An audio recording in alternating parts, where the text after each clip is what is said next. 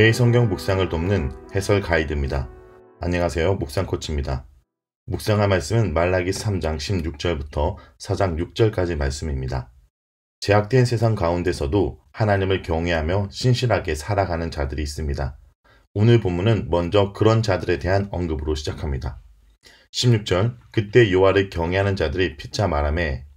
여기 피차 말하매에서 어떤 말을 여호와를 경외하는 자들이 주고받았는지 구체적으로 내용을 알 수 없지만 제약된 세상 속에서 제약의 유혹에 넘어가지 않도록 서로를 권면하고 격려했을 것입니다.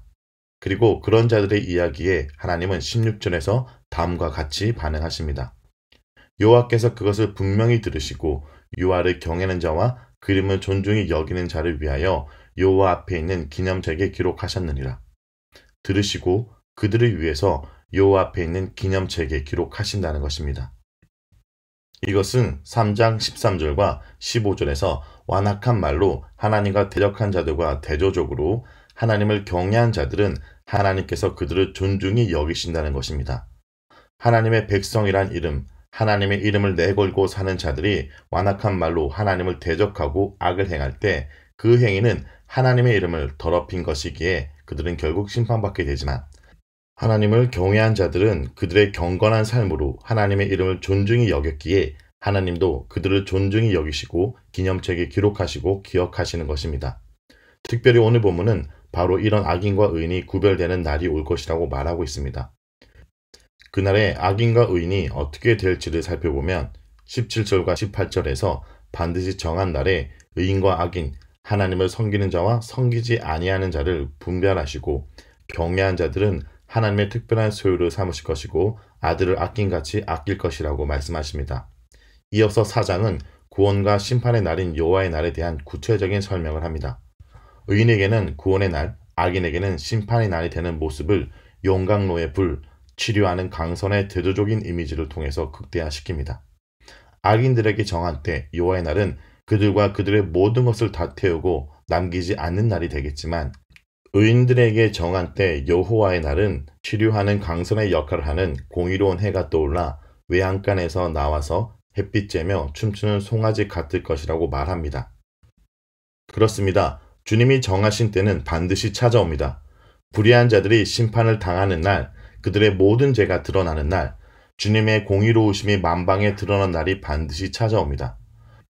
불의가 득세하고 의인의 삶이 미련해 보이는 세상 속에서 우리는 이러한 악한 날이 영원할 것 같아서 믿음이 흔들리고 적당한 선에서 타협하며 살아가려고 합니다. 하지만 말라기 말씀은 모든 죄가 드러나는 날, 주님의 공의로우심이 드러나는 날, 정한 때가 반드시 있다고 말합니다. 주님께서 그날을 정하고 그날에 행하실 일을 이미 정하셨기에 우리는 불의한 자가 당하는 심판과 의인이 맞이하는 축복 가운데 어떤 결론을 맞이할 것인지 오늘 결단하는 일만 남은 것입니다. 여러분, 어떤 결론에 해당되는 자로 오늘을 살아가고 계신지요? 자신을 살펴보기 원합니다. 이제 하나님은 말라기 선지자를 통해서 마지막 권면을 하십니다. 바로 기억하라 라고 명령하십니다. 4절에서 너희는 내가 호렙에서 온 이스라엘을 위하여 내 종 모세에게 명령한 법, 곧 율례와 법도를 기억하라 라고 합니다. 여기서 기억하라는 단순히 하나님 말씀에 대한 지적인 암기를 의미하는 것이 아닙니다. 마음 깊이 새겨서 삶의 지표로 삼기를 요구하는 단어로 순종하라, 행하라 하는 말입니다. 무엇보다 모세에게 명령한 법이라는 언급은 듣는 이로 하여금 신명기의 말씀을 떠오르게 합니다. 율례와 법도 역시 신명기에서 빈번하게 등장하는 표현이기에 신명기에서 하나님께서 가나안 땅에 들어가는 이스라엘 백성들에게 명령했던 말씀을 기억하라는 것입니다. 그 율례와 법도는 단순한 명령이나 규칙을 넘어서 이스라엘 백성들이 그 땅 가운데 어떤 목적과 사명으로 살아가야 하는지를 말해주는 그 땅에 대한 청사진이었습니다. 이집트 노예였던 그들이 왜 가나안 땅에 살게 되었는지 그들의 정체성을 깨닫게 해주는 말씀이었습니다.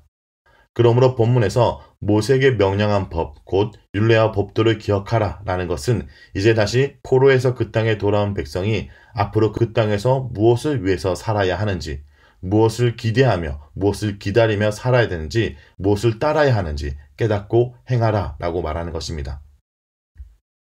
하나님이 주신 그 땅에서 그들이 모세에게 명령한 법, 곧 율례와 법도를 행하지 않으므로 이스라엘은 나라가 갈라지고 포로로 끌려갔습니다. 그 과정에서 많은 선지자들이 그들을 향해 돌아오라고 돌이키라고 외쳤습니다. 하지만 돌아오지 않았고 돌이키지 않았습니다. 그런데 다시 그 땅으로 이제 그들이 돌아왔습니다.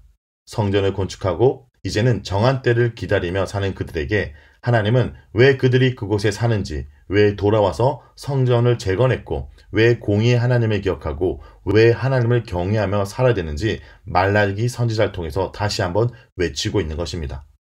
하나님은 구약의 마지막 선지서인 말라기까지 그들을 향해 외치고 계십니다.